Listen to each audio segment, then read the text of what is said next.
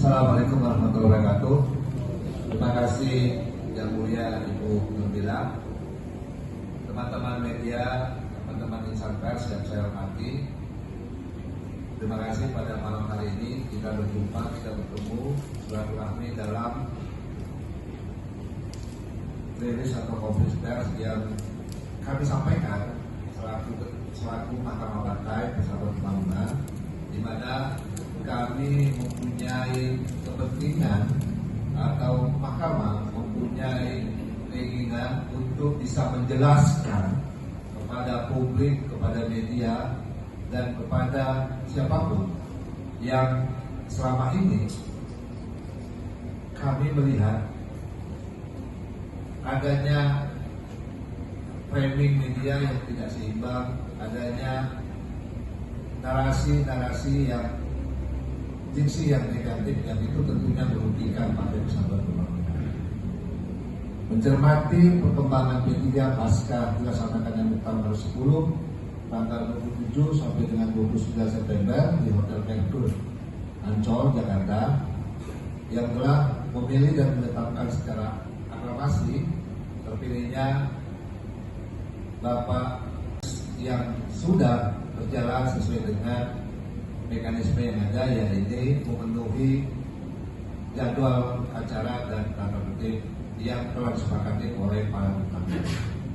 Maka dari itu, kewenangan Mahkamah Partai sesuai dengan dasar atau rujukannya Undang-Undang Partai Politik, ya, bahwa Mahkamah Partai melaksanakan kewenangannya sesuai dengan ketentuan Undang-Undang Nomor 2 Tahun 2011 tentang perubahan atas Undang-Undang Nomor 2 Tahun 2008 tentang partai politik, pasal 32 dan pasal 33, dan surat edaran Mahkamah Agung Nomor 4 Tahun 2016 tentang pemberlakuan rumusan hasil rapat pleno Kamar Mahkamah Agung tahun 2016 sebagai pedoman pelaksanaan tugas bagi pengadilan,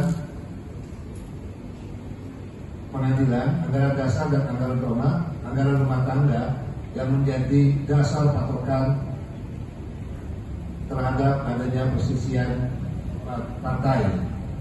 Maka dari itu, kami Mahkamah Partai Persatuan Pembangunan berkewajiban untuk memberikan penjelasan kepada publik, kepada media, dan kepada siapapun bahwasanya proses muktamar yang telah terjadi itu telah memenuhi tata cara yang telah disepakati oleh para muktamir.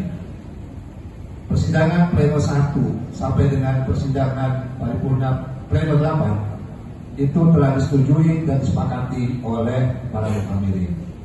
Adapun yang terlihat dan kita ketahui bersama, muncul video-video atau visualisasi yang beredar di media medsos, kami menganggap itu tidak fair bagi Partai Persatuan Pembangunan. Kenapa? Tentunya merugikan Partai Persatuan Pembangunan.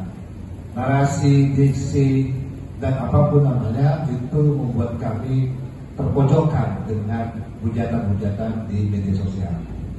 Maka dari itu, Mahkamah berkewajiban untuk menyampaikan bahwasanya tidak ada persisian internal yang terjadi. Apakah itu dualisme, apakah itu perpecahan, apakah itu konflik, dan lain sebagainya. Yang pasti kami katakan adalah proses semua berjalan dengan baik sesuai dengan kesepakatan para muktamir yang itu diatur dalam tata tertib muktamar. Maka dari itu kami meminta melalui konferensi pers ini, ya, untuk tidak lagi memberikan pandangan yang negatif, memberikan pandangan yang buruk terhadap Partai Persatuan Pembangunan. Kami juga mengajak semua unsur, semua insan kader Partai Persatuan Pembangunan, mari kita bersama-sama untuk membangun partai ini, ya. Mari kita bersama-sama untuk membesarkan partai ini Sehingga pada pemilu 2029 nanti P3 kembali ke Senayan, P3 kembali ya masuk dalam kancah politik nasional. Itu kenapa Mahkamah berkeinginan menyampaikan itu. Tadi saya katakan ini kewajiban Mahkamah yang diatur oleh Undang-Undang Partai Politik, ya. Organ dalam suatu partai politik, Mahkamah yang bisa menyatakan apakah ada perselisihan atau tidak dalam suatu partai politik.